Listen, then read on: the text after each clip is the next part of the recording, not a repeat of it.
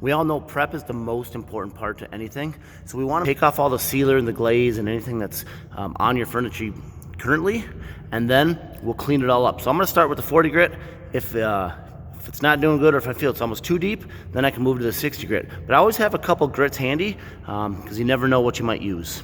What we're looking for is to get more into this wood color. Now when you come back down here, the sealer, anytime you see a lot of shiny spots or anything that you're going to see over here, there's still a chance of the sealer still being left on the wood. So we want to make sure that we sand a little bit more aggressively and make sure we remove that so we do have long-term adhesion.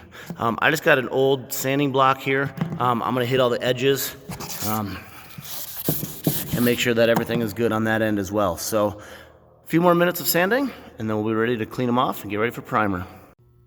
All right, now with everything masked off, I just went ahead and did 2 layers of blue tape around the top and then wrapped it all in rosin paper. I know with our edges and everything as we come down to the top, we're not going to be putting it on so thick that this is going to bleed through or have any issues.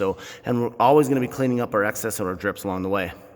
But when it comes to a primer, I actually like the shellac-based primer from Zinsser. So Zinsser, if you're out there and you want to like this page and sponsor a friend, by all means, look forward to talking to you. But this is a very fast drying primer. So comes in white. It is tintable, but for today we're going to do white because when we get into the epoxy layer, we want a white metallic look. So I'm just going to use a 3-inch roller, a chip brush, cut around all the edges. A little pro tip is I just got a little piece of scrap board I had laying around.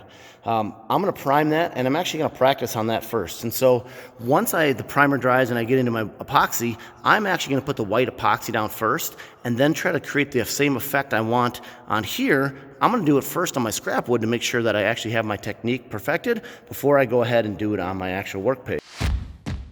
As you can see, I'm going to mix up the epoxy kind of over here to the side, but we're going to do a separate video on just to make sure how to mix epoxy, adequate time, and make sure that we're not introducing any too much air bubbles or anything like that. All right, now that you can see that I have my sample piece ready to go. I have my white epoxy mixed up, I have my 3-inch metal putty knife, a paint stick, and my 3-inch weenie roller.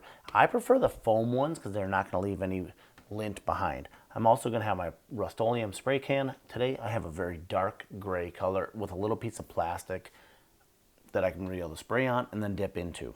One thing when rolling out your epoxy, make sure you go thick. This is always going to be a 100% solids epoxy, which means that you can build it up a 1/4 inch or thicker depending upon the epoxy you use. And don't worry about if you notice any air bubbles or any imperfections at this time. You just slowly pick them out, and then of course we're going to utilize a torch to slowly lay this off as you go. So when you're rolling out your epoxy, if you happen to notice any air bubbles or any imperfections, just utilize a torch or a heat gun, try to remove them and let it level out as best as possible.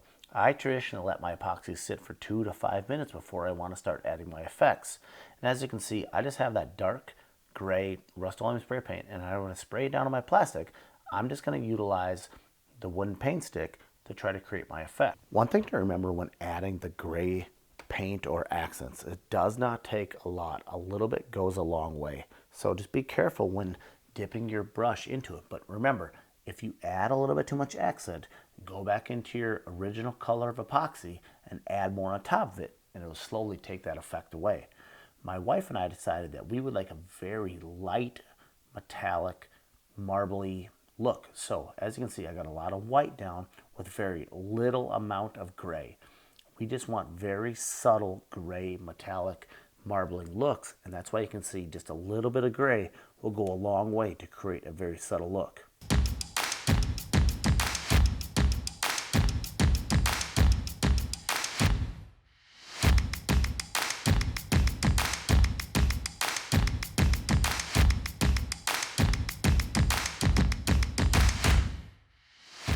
As you can see, there are multiple different ways you can do this look. This particular way, I just sprayed my spray paint directly on the piece and took it and worked it around. Remember, spray paint is going to be an alcohol or that has a solvent in it, so it's going to create a very unique look. Don't be scared to try new things.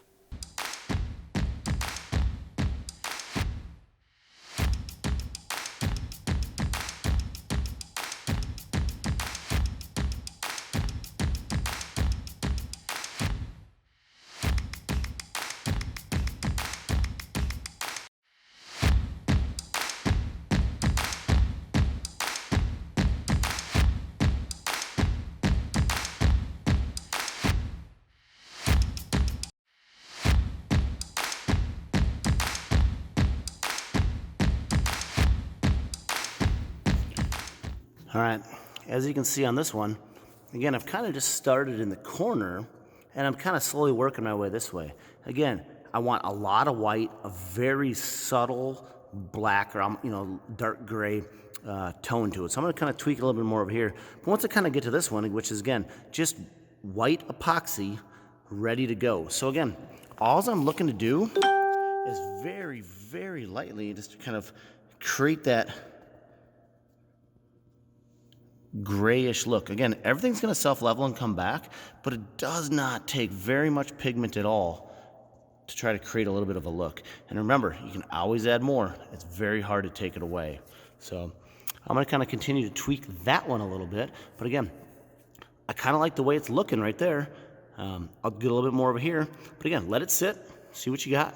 Come over to the next piece or whatever it is.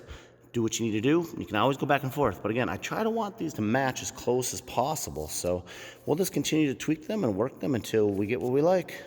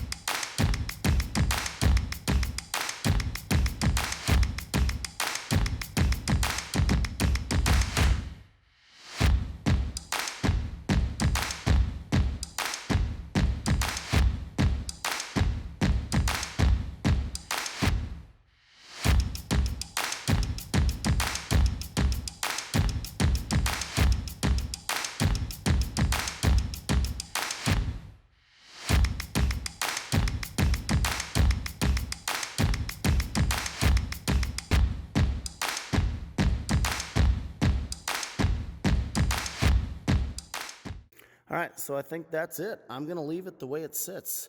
Again, this is a very, very light marbling technique. Again, just a very little bit of gray goes a long way.